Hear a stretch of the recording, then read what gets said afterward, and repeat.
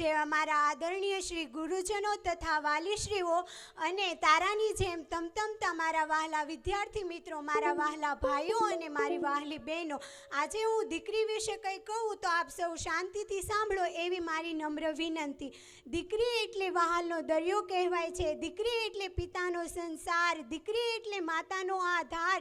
દીકરી એટલે ભાઈનો પ્રેમ. જ્યારે આવો ત્રિવેણી સંગમ સાર્થક કરે છે એ જ દીકરી કહેવાય છે. દીકરો એ પિતાનું રૂપ છે. દીકરો એ પિતાનું રૂપ છે, પરંતુ દીકરી એ પિતાનું નવ રૂપ છે. ક્યારેક પરી તો ક્યારેક ઢીંગલી, ક્યારેક પરી તો ક્યારેક ઢીંગલી, ક્યારેક મનમાં ટોડલે ટહુકતી કોયલ એટલે દીકરી. સમાજની રૂઢી, સમાજની રૂઢી, દીકરી વિનાની જિંદગી અધૂરી. સમાજની જિંદગી અધૂરી. ક્યારેક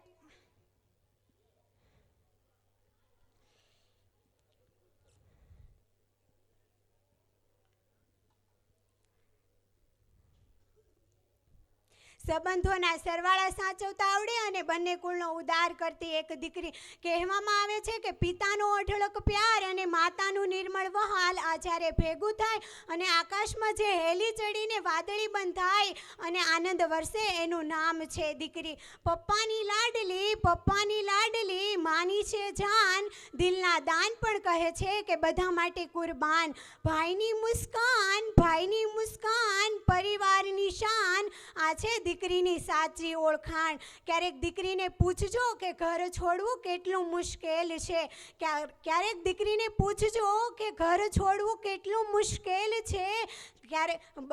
કહેવું સહેલું છે પણ વિચારજો કરવું કેટલું મુશ્કેલ છે.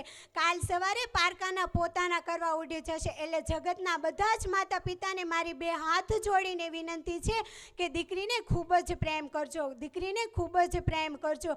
ઈશ્વરે આપણને બધાને મોટામાં મોટું